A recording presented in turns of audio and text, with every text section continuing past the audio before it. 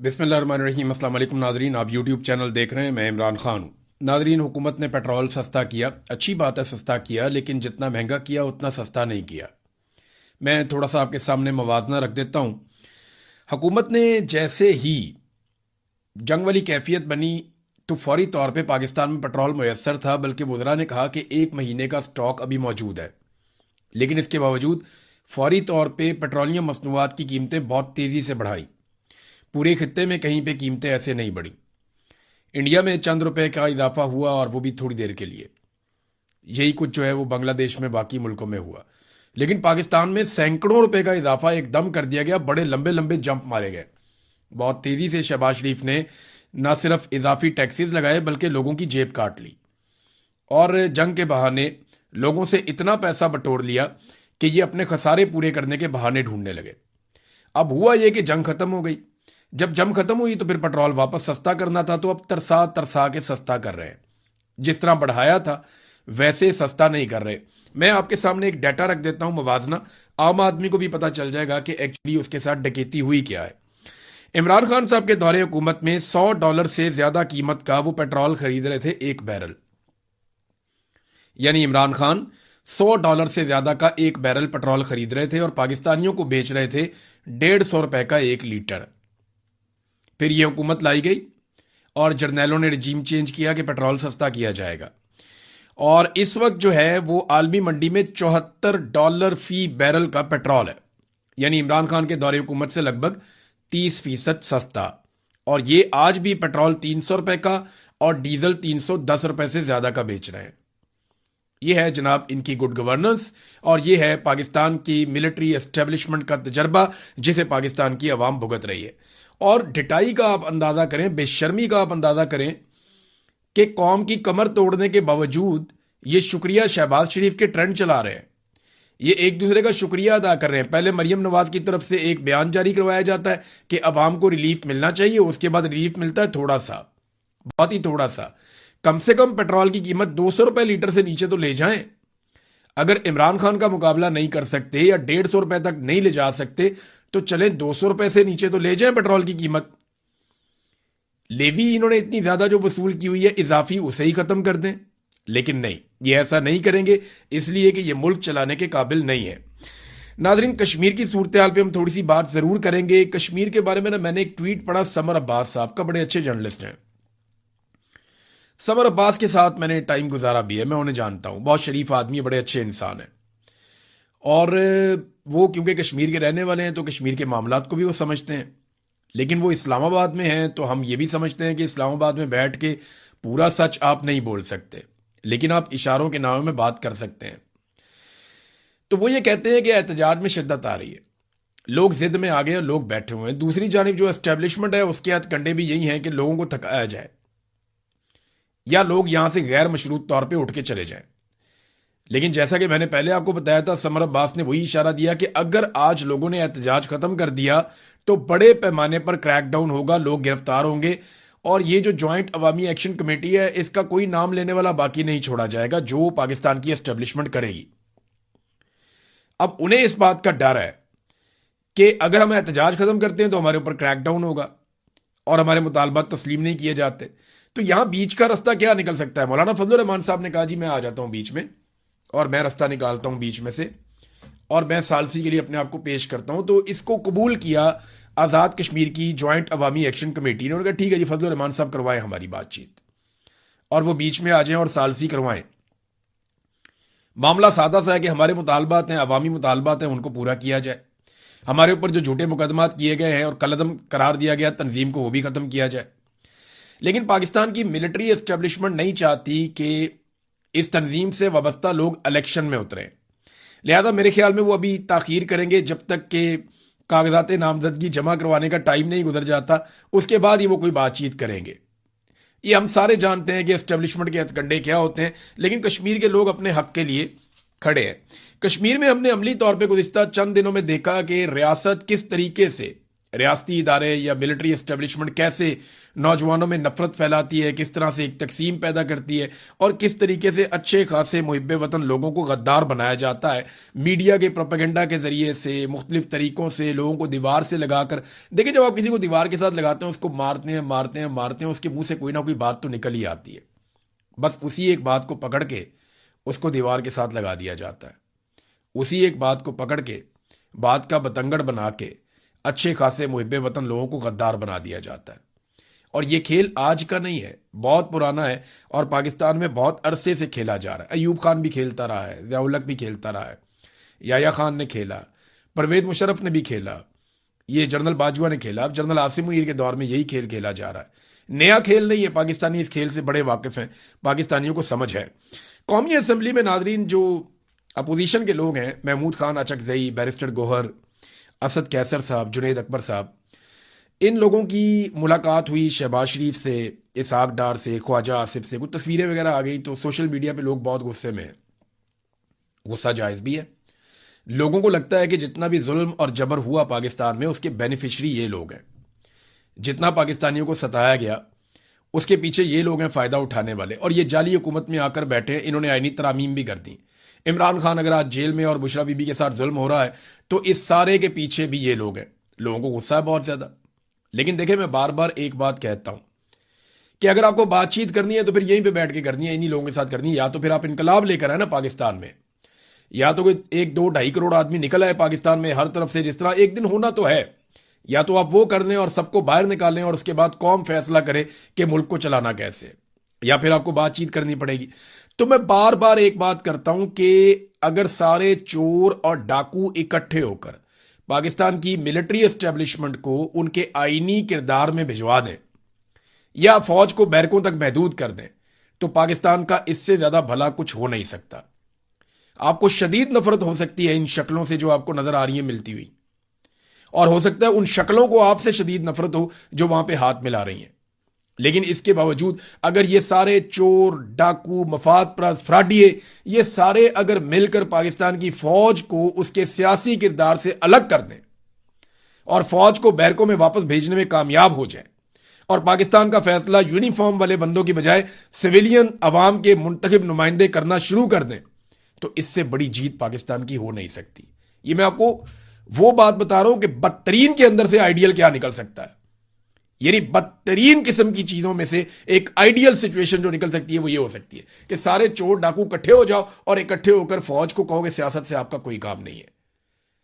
फिर जमहूरियत के अंदर यह खसूसियत है, सियासत के अंदर यह खसूसियत है कि वक्त के साथ साथ एक सिस्टम डेवलप हो जाएगा। बहरहाल ये चीजें अभी चलती रहेंगी। शहबाज शरीफ साहब के दस्तखतों की एक अजीबोगरीब कहानी चल रही है। शहबाज शरीफ कहते हैं जी हम कौम की इज्जत बढ़ाने के लिए हमने दिन रात एक किया, मैंने और फील्ड मार्शल ने। वहां अल्लामा इकबाल का गलत मलत शेर भी पढ़ दिया कि हजारों साल नरगिस अपनी बेनूरी पर होती है, बड़ी मुश्किल से होता है चमन में दीदावर पैदा। ये हर बच्चे को याद है शेर। शहबाज शरीफ को ये भी भूल गया कौमी असम्बली में। बौखलाए हुए बेचारे, उनको सिर्फ फील्ड मार्शल आसिम मुनीर का नाम याद है, उससे पहले वो सैयद जरूर लगाते हैं और फिर उनकी तारीफें करते हैं, चाहे वो अक़वाम मुत्तहिदा में हो, किसी भी प्लेटफॉर्म पे हो, कहीं पे भी हो। उनको पता है कि ये वाला जूता मैंने हर हाल में पॉलिश करना है। वो करते हैं और करते रहेंगे जब तक उनकी सियासत है। अब उन्हें यही करना पड़ेगा। लेकिन कौम की बात ना करें बीच में, आप कौम को ना लेकर आए बीच में। अगर कौम का आपको इतना फिक्र होता कि कौम की इज्जत बढ़ रही है, इससे तो कौम की इज्जत तो उसमें थी कि आप उनके मैंडेट का एहतराम कर लेते। जहां कौम के राय का एहतराम नहीं किया गया, जहां कौम का पूरा मैंडेट चोरी कर दिया गया, वहां आप कैसे कह सकते हैं कि कौम की इज्जत के लिए? कौम की इज्जत के लिए नहीं, डोनाल्ड ट्रंप को और अमेरिकन एस्टेब्लिशमेंट को राजी करने के लिए आपने उनकी सहूलतकारी का काम किया, जिसको आप सालसी कह रहे हैं। सादी सी बात है। आप अमेरिका के मिशन के ऊपर थे कि जनाब हमने सालसी करनी है, और फायदा वैसे हुआ सबका। ये देखें, ये बात जो मानने वाली है वो मानने वाली है। पाकिस्तान ने जो रोल प्ले किया, चाहे इनकी नीयत यह थी कि डोनाल्ड ट्रंप को राजी करना है ताकि इमरान खान का खतरा टला रहे, डोनाल्ड ट्रंप को राजी रखना है ताकि पाकिस्तान के अंदर हम जितना भी जुल्म जबर और फसायत करें उसके ऊपर कोई बोल ना सके। तो डोनाल्ड ट्रंप को राजी करने की नीयत से इन्होंने जो काम किया ना, वो काम इन्होंने ठीक किया कि इन्होंने ईरान और अमेरिका के बीच में सालिस का रोल प्ले किया। लेकिन याद रखिएगा, सालिस और भी बहुत सारे हो सकते थे, लेकिन अमेरिकन को शुरू में पाकिस्तानियों की जरूरत थी फेस सेविंग के लिए, और ये इस्तेमाल भी हुए। उसके बाद जिस तरह इनको मक्खन में से बाल की तरह निकाला गया वो आपके सामने है। लेकिन कंपनसेट हो जाएंगे आने वाले थोड़े दिनों में, आप देखेंगे ये कंपनसेट हो जाएंगे, इनसे वादा कर लिया गया। नादरीन, बार बार पाकिस्तान में कहा जाता है, ये वुज़रा कहते हैं कि हमने पासपोर्ट की बहुत इज्जत बढ़ा दी है, पाकिस्तानी पासपोर्ट की बहुत इज्जत हो गई है। पूरी दुनिया में पाकिस्तानी पासपोर्ट देखते ही इमिग्रेशन वाले खड़े हो जाते हैं, खड़े होकर सैल्यूट मारते हैं, उसके बाद पूछते हैं कि क्या आप पाकिस्तान से हैं, उसके बाद ठंडा मंगा लेते हैं, उसके बाद बैठ के बातें करते हैं, पूछते हैं जनाब आप इतने शानदार इतने अजीम लोग आपने कैसे पैदा किए, बड़ी ऐसी बातें अजीबोगरीब। मैं यहाँ फिरता हूँ, मुझे तो कभी किसी ने नहीं ऐसे कहा। बल्कि ऐसा होता है बाद कि हमारा पासपोर्ट देख के लोग कहते हैं आप वो वाली लाइन में चले जाएं, तो हम वो वाली लाइन में जाके खड़े हो जाते हैं। पासपोर्ट की इन्होंने कितनी इज्जत की है, जरा ये एक खबर, एक इंकशाफ है जो माजिद नज़ामी साहब ने किया है, जर्नलिस्ट हैं, वो एक इंकशाफ करते हैं और जरा इंकशाफ आप सुने, आप हैरान हो जाएंगे। 4 महीने पहले कलोरकोट भक्कर में, ये भक्कर का एक इलाका है कलोरकोट, वहां पे सीसीडी के रवायती मुकाबले में एक 7 साल की कम सन बच्ची फायरिंग से मारी गई थी। ये पहली बच्ची नहीं है हानिया, ये 9 साल की बच्ची मारी गई, 9 से 10 साल इसकी उम्र है। एक 7 साल की बच्ची पहले भी मारी गई है और भक्कर के अंदर मारी गई है, सीसीडी वालों की फायरिंग से मारी गई है। उस पर किसी सूबाई वजीर ने बात नहीं की, उस पर आईजी पंजाब का स्टेटमेंट नहीं आया, एडिशनल आईजी वगैरह ने उसके ऊपर कोई प्रेस कॉन्फ्रेंस नहीं की, सीसीडी के हेड आकर अपने आप को अकाउंटेबल उन्होंने नहीं बनाया, वहां ये फूलों के गुलदस्ते लेकर नहीं गए, वहां पोस्टमार्टम रिपोर्टें वगैरह नहीं आई, वहां ये पेंट कोट और टाई लगा के सफाइयां पेश करने नहीं गए, क्योंकि उस बच्ची का कसूर पता क्या था कि वो पाकिस्तानी थी, उसका पासपोर्ट पाकिस्तानी था, उसका आईडी, उसकी शनाख्त पाकिस्तानी थी। ये जो बच्ची आई थी ना, क्योंकि ऑस्ट्रेलियन पासपोर्ट आ गया ना साथ, तो साथ ही सूरत हाल बदल गई। ये है पाकिस्तान के अंदर पाकिस्तानी पासपोर्ट और पाकिस्तानी शनाख्त रखने वाले की इज्जत। वो मुझे एक वाकया याद आया, मुझे बहुत दफा और दोस्तों ने भी सुनाया कि यहां जमान पार्क से बंदे पकड़े गए, पुलिस वाले उठा के ले गए, बाद में पुलिस वाले भागे भागे आए, उनमें से पूछा जनाब फलां साहब कौन है, उन्होंने कहा जी मैं हूं। उन्होंने कहा जी आपने बताया ही नहीं, आप तो ब्रिटिश नेशनल हैं। उन्होंने कहा जी हाँ मैं हूं। आए आए सर आप तो आए, उनको छुड़ा दिया, लेके चले गए। और ये होता रहा, ये बार बार होता रहा। जो भी गैर मुल्की आदमी चाहे जबरी तौर पे लापता भी हुआ, जिसके पास किसी और मुल्क का पासपोर्ट है, उसको बड़ी इज्जत मिली है पाकिस्तान में। वो एम्बेसी वाले पूछते हैं ये हमारा शहरी है, आप क्या कर रहे हैं उसके साथ, छोड़े उसको। फिर एजेंसियां फटाफट छोड़ती हैं। यहां पे सबको मुसीबत पड़ गई कि ये बच्ची, और मैं आपको बताऊं मेरा दिल रोया उस बच्ची के लिए, मुझे बहुत तकलीफ हुई कि यार उसका क्या कसूर था। उसको हर तरफ से गोलियां मारी हैं, उसकी पोस्टमार्टम रिपोर्ट आप पढ़े, आप सर पकड़ के बैठ जाएंगे। कोई एक जगह उसको गोली लगी नहीं, कई गोलियां उसको मार दी, नन्ना से जिसमें बच्ची बेचारी मासूम। वो इसलिए तो नहीं यहाँ पे कोई आई थी कि वो यूं कत्ल हो जाएगी, लेकिन क्योंकि वो एक ऑस्ट्रेलियन पासपोर्ट था। देखें आप मामला कितना उठा। ये बच्ची के पास पाकिस्तानी पासपोर्ट भी नहीं बनाया होगा बेचारी ने, पाकिस्तानी शनाख्त थी ना ये बच्ची की, 7 साल की बच्ची थी, माफ, खून माफ, कोई फर्क नहीं पड़ता। पाकिस्तानी कीड़े मकोड़े हैं। इस तरह आपके पासपोर्ट की इज्जत होगी? ऐसे तो नहीं होगी। नाज़रीन, इसहाक डार के बारे में एक इंकशाफ सामने आया। इसहाक डार साहब को एक तारीखी नौयत की चपेड़ पड़ी थी, और ये चपेड़ उनको पड़ी थी कनाडा में। और ये जनाब जो सज्जाद मुस्तफ़ा साहब हैं, सज्जाद मुस्तफ़ा बाजुआ, ये FIA के साबिक ऑफिसर हैं, इन्होंने इसके ऊपर इंकशाफ किया। और बड़ी इंटरेस्टिंग बात सज्जाद मुस्तफ़ा बाजुआ साहब ने बताई। ये साबिक FIA ऑफिसर हैं। वो कहते हैं जी कि इसहाक डार को कैनेडियन वजीर खजाना ने किस तरह शर्मिंदा किया। मैं आपको बहुत जबरदस्त वाकया सुनाता हूं। इसहाक डार कनाडा में एक वलीमे में शिरकत करने के लिए टोरंटो आए थे। टोरंटो कॉन्सुलेट ने उनकी कैनेडियन सूबे ओंटारियो के वजीर खजाना से रेस्टोरेंट में एक मुलाकात का एहतमाम किया कि जनाब एक वजीर खजाना आपसे हम मिलवाएंगे, एक सूबे का, आपको रेस्टोरेंट के अंदर आपको बड़ा एक मुलाकात होगी। तो मेरे अलावा फॉरेन ऑफिस के 2 और सीनियर अफसर भी मुलाकात में मौजूद थे। हमें उम्मीद थी कि वो हमारे मुल्क के फायदे के लिए कोई बात करेंगे, लेकिन डार साहब ने अपनी काबिलियत की तारीफें शुरू कर दी और फिर अपने और अपने बेटे के दुनिया भर में फैले कारोबार और दौलत के बारे में शेखियां मारने लगे, जैसे वो किसी पाकिस्तानी पर अपनी दौलत का रोब जमा रहे हों। जैसे पाकिस्तान में करते हैं ना, मेरा इधर भी कारोबार है, उधर भी कारोबार है, उधर भी कारोबार है, मैंने दुबई में भी बनाया हुआ है, मैंने लंदन में भी बनाया हुआ है, मैं यूरोप में ये कर रहा हूँ, फलानी जगह ये कारोबार कर रहा हूँ, मेरा बेटा जो है वो फलां फलां जगह कारोबार कर रहा है। डार साहब ने जनाब चुक के रखी गेम अपनी। जैसे पाकिस्तान में शोखियां मारते हैं, वो जो कैनेडियन एक सूबा है उसके वजीर खजाना के सामने भी ये शोखियां मार के अपनी दौलत का रोब जमा रहे थे। कैनेडियन वजीर जो है वो खामोशी से सारी बातचीत सुनता रहा। फिर उसने सिर्फ एक सवाल करके डार साहब के 14 तबक रोशन कर दिए। उसने पूछा कि आप वजीर खजाना पाकिस्तान के हैं और आपका कारोबार और इन्वेस्टमेंट उस मुल्क से बाहर है जहां के आप वजीर खजाना है। बस इतना सा सवाल किया उसने, और डार साहब की शर्मिंदगी फिर देखने के लायक थी। ये है जनाब इनकी टोटल औकात। ये दुनिया को कहते हैं पैसा लेकर आओ पाकिस्तान में। अभी डार साहब थोड़ा सा पहले जाके अमेरिका में लेक्चर झाड़ रहे थे पाकिस्तानियों पे कि अपना पैसा मुहिब वतन होने का सबूत दें, पाकिस्तान में लेकर आए। डार ये बताया ना कि उसका बेटा कितना पैसा पाकिस्तान में लेकर आया, नवाज शरीफ के बेटे कितना पैसा पाकिस्तान में लेकर आए, मरियम नवाज जो बेनिफिशियल ओनर है वो अपना कितना पैसा पाकिस्तान में लेकर आई। हमारा तो कुछ नहीं है पाकिस्तान से बाहर। इन्होंने सारा कुछ अपना पाकिस्तान से बाहर रखा हुआ है। पाकिस्तान के अंदर ये काम करने के लिए तैयार ही नहीं है। पाकिस्तान में सिर्फ इनको इक्तदार अच्छा लगता है। नाजरीन, राणा सनाउल्लाह साहब ने भी एक एतराफ कर लिया, और अच्छा हुआ उन्होंने टाइम से एतराफ कर दिया। हम बार बार ये खबरें देते हैं तो मिलिट्री एस्टेब्लिशमेंट को बहुत बुरा लगता है, उन्हें लगता है कि ये पाकिस्तान के गद्दार हैं। लेकिन राणा सनाउल्लाह ने वही बात की।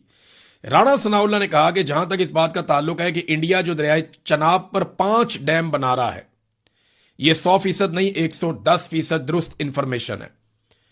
अब इसमें वो करेगा क्या? जब ये डैम मुकम्मल हो जाएंगे तो मुकम्मल होने के बाद इंडिया के पास ये कैपेसिटी होगी, वो जब चाहेगा चनाब का टोटल पानी आखिरी कतरे तक रोक सकता है, और वो ये करेगा। जब हमें जरूरत हुआ करेगी, हमारी फसलों को जरूरत हुआ करेगी, वो पानी रोक लिया करेगा, और जब हमें जरूरत नहीं हुआ करेगी वो एकदम पानी छोड़ा करेगा, जिससे यहां पर सैलाब आ जाया करेगा। यानी हम एक ही साल में कभी कहत साली में हुआ करेंगे और कभी सैलाब की नजर हुआ करेंगे। ये राणा सनाउल्लाह का स्टेटमेंट है। तो वो जो DGISPR ने कहा था कि तुम हमारा पानी रोकोगे, हम तुम्हारा सांस रोक देंगे, वो कब रोकेंगे? उन्होंने रोक लिया पानी। एक के बाद एक डैम आपके पानी के ऊपर, मेरे पानी के ऊपर, पाकिस्तानियों के पानी के ऊपर वो बना रहे हैं, और हम टैक्स दे रहे हैं अपने दिफा के लिए। हमारे पानी का दिफा ही नहीं हो पा रहा। भारत कब्जा करके बैठ गया हमारे पानी पे, वो हमारी प्रॉपर्टी है, और आलमी मुआहिदों के मुताबिक वो हमारी प्रॉपर्टी है। और हमारे मिलिट्री के जो तर्जुमान है उन्होंने कहा था कि हम तुम्हारा सांस रोक देंगे। कब रोकेंगे? रोके ना उनका सांस, छुड़वाए ना अपना पानी। अब तो आपका फेडरल मिनिस्टर खुद यह एतराफ कर रहा है, आपके दूसरे वज़रा इस बात का एतराफ कर रहे हैं कि वो पानी रोके। अब ये करेंगे पता क्या, मैं आपको बताता हूं। जब फसल का टाइम हुआ करेगा, भारत पानी रोका करेगा, तो तब ये धमकियां लगाना शुरू किया करेंगे। जैसे ही सैलाब का टाइम आएगा, भारत पानी छोड़ा करेगा, तो ये डींगे मारा करेंगे कि देखो हमने भारत को धमकी गई, उसने पानी छोड़ दिया, और फिर पानी आपके अंदर सैलाब आ जाएगा। तो एक ही साल में आप कहत साली में भी हुआ करेंगे, आप सैलाब में भी हुआ करेंगे। यानी पानी आएगा जरूर, लेकिन उस वक्त नहीं आएगा जब आपकी फसल को चाहिए। उस वक्त आएगा जब वहां पे इजाफी होगा और आपका सैलाब आ रहा होगा। तो ये पाकिस्तान की फौज की रिस्पॉन्सिबिलिटी है कि पाकिस्तान की सरहदों का तहफ़्फ़ुज़ करना और पाकिस्तान की प्रॉपर्टी का तहफ़्फ़ुज़ करना। हमारे पानियों के ऊपर कब्जा हो रहा है और हम दुनिया की सालसी करवा रहे हैं। नाज़रीन, इसराइल के मीडिया में या इसराइल के अंदर मुख्तलिफ जो शिद्दत पसंद लोग हैं वो डोनाल्ड ट्रंप के खिलाफ हो गए, और अब वो ये कहना शुरू हो गए हैं कि हमें डोनाल्ड ट्रंप से बाहर निकलकर खुद अपने फैसले करने पड़ेंगे, और डोनाल्ड ट्रंप पे तनकीद भी शुरू हो गई है। एक स्टेटमेंट है, और ये बड़ा खौफनाक स्टेटमेंट है। ये स्टेटमेंट दिया है इसराइली वजीर बराए कौमी सलामती अतमार बिन गवेर ने। ये जरा स्टेटमेंट आप सुने कितना खौफनाक है। एक इसराइली मां के हर एक आंसू के बदले 1000 लबनानी माओं को रोना होगा, पूरे लबनान को जलना होगा। भी लड़ाई के अंदर जो है इतने सारे हिजबुल्लाह के लोग जाँ बहक हो गए, वहां पे इसराइली भी मारे गए। लड़ाई में तो ये चलता है फिर, लेकिन वो कहते हैं सिविलियंस को मार दो। अमरीकियों के पूरे एहतराम के साथ इसराइल को पूरी दुनिया पर यह वादे कर देना चाहिए कि हमारे बेटों का खून और हमारे शहरियों का तहफ़्फ़ुज़ रायगा जाने के लिए नहीं है, पूरे लबनान को जलना होगा। हमारा अव्वलीन फ़र्ज़ इसराइल के फ़ौजियों की हिफाजत करना है, और ये अहद बाकी तमाम तरजीहात पर मुकद्दम है। मैंने वज़ीर आज़म से अपनी निजी मुलाकातों में यह भी कहा कि एक इसराइली माँ के हर एक आंसू के बदले 1000 लबनानी माओं को रोना होगा। ये पिंग पोंग का खेल अब बहुत हो चुका। मशरिक़ वुस्ता में आप नपे तुले जवाबात और तहम्मुल मजाजी से नहीं जीतते। आपको बेकाबू और शदीद जारहाना होना पड़ता है नेस्तो नाबूद करने के लिए, दहशत को कुचलने के लिए। ये जनाब आप अल्फाज हैं एक मिनिस्टर के जो नेतन्याहू की कैबिनेट के, तो आप अंदाजा कर लें। ईरानी वजीर खारजा अब्बास इराक्ची ने इसके ऊपर जवाब दिया। उन्होंने कहा यह किसी आम नस्लकुश दीवाने का गुस्सा या बरबराहट नहीं है। ये इसराइली हुकूमत के वजीर दाखिला सिक्योरिटी, नेशनल सिक्योरिटी मिनिस्टर की एक अवामी पोस्ट है। तिल अल-बैब में कायम यह नस्लकुश गिरोह पूरी इंसानियत के लिए खतरा है। यह तमाम इंसानों को खतरे में डालता है। इसकी वाहिद दिलचस्पी मुस्तकिल जंग है। ये जनाब उनकी तरफ से स्टेटमेंट आ गया। नाज़रीन, डोनाल्ड ट्रंप जो है ना वो पंगे लेने से बाज नहीं आते। अब उन्होंने जो नया पंगा लिया है वो इटली की वजीर आजम जॉर्जिया मेलोनी के साथ ले लिया। डोनाल्ड ट्रंप ने कहा क्या? उन्होंने कहा वो मेरे साथ तस्वीर खिंचवाने के लिए इस कदर ख्वाहिशमंद थी कि उन्होंने मुझसे इल्तिजा की थी, मिन्नत की थी तस्वीर खिंचवाने के लिए। मैं तो ऐसा ना करता, तस्वीर ना खिंचवाता, लेकिन मुझे उन पर तरस आ गया। वो शायद इस बात पर खुश है कि मैंने उनसे बात की। मैं उनसे बात करने का कतई पाबंद नहीं था। ये डोनाल्ड ट्रंप ने कहा इटली की वजीर आजम के बाद। किसी ना किसी पे चढ़ाई करके रखते हैं ट्रंप साहब। फिर उन्होंने कहा, जो इटली की वजीर आजम है उन्होंने भी जवाब दिया। फिर उन्होंने कहा जी कि कुछ चीजें ऐसी होती हैं जो फौरी जवाब की हकदार होती हैं। डोनाल्ड ट्रंप के बयानात सरासर मनगढ़ंत हैं। सच्ची बात यह है कि मैं हैरान और परेशान हूं। मैं नहीं जानती कि अमेरिका के सदर अपने इत्तेहादियों के साथ इस तरह का रवैया क्यों इख्तियार करते हैं। आखिरकार ऐसा पहली बार तो नहीं हुआ है। मैं सिर्फ इतना कह सकती हूं कि यह इंतहाई अफसोसनाक बात है कि वो इस तरह का अज़म मगरिब के दुश्मनों, अमेरिका के दुश्मनों और उन रहनुमाओं के खिलाफ नहीं दिखाते जिनके लिए वो इसके बरक्स बहुत ज्यादा नरम और लचकदार रवैया रखते हैं। वो कहते हैं हमारे दुश्मनों से तो आप ऐसे रवैया नहीं रखते, हम आपके इत्तेहादी हैं, हमारे साथ आप बदतमीजी करते हैं। लेकिन इन्हें एक बात याद रखनी चाहिए, इटली और मैं कभी भीख नहीं मांगते, इल्तिजा नहीं करते। ये जॉर्जिया मेलोनी ने डोनाल्ड ट्रंप को जवाब दिया। अब एक और जवाब भी आया इटली की जानिब से। वजीर आजम जॉर्जिया मेलोनी के बारे में सदर ट्रंप के संगीन और तौहीन आमेज अल्फाज से पूरे इटली की दिलाजारी हुई है। और उसके बाद इटली के वजीर खारजा अंटोनियो ताजानी, उन्होंने यह ऐलान किया कि इस वजह से मैंने अमेरिका का अपना वो दौरा मनसूख करने का फैसला किया है जो अगले 21 और 22 जून को होना तय था। यानी अभी उन्होंने जो जाना था, उन्होंने कहा जी मैं नहीं जा रहा अमेरिका, मेरी वजीर आजम की डोनाल्ड ट्रंप ने बेइज्जती कर दी है। यह है जनाब डोनाल्ड ट्रंप का एक नया पंगा। तो ट्रंप साहब पंगे लेते रहते हैं, उनकी खबरें निकलती रहती हैं और वो खबरों में रहना जानते भी हैं। लेकिन अब ईरान के साथ दोबारा पंगे में जाना डोनाल्ड ट्रंप को सूट नहीं करता। तो इसराइल को भी बैकफुट पे मुझे लगता है चले जाना चाहिए। इसी में सबकी भलाई है। लेकिन अगर इसराइल अकेला ईरान से लड़ा और इसराइल के साथ अमेरिका खड़ा ना हुआ तो आप बहुत बड़ा खड़ाक देखेंगे इस रीजन में। अब तक के लिए इतना ही। अपना ख्याल रखिएगा, अपने चैनल का भी। अल्लाह हाफिज।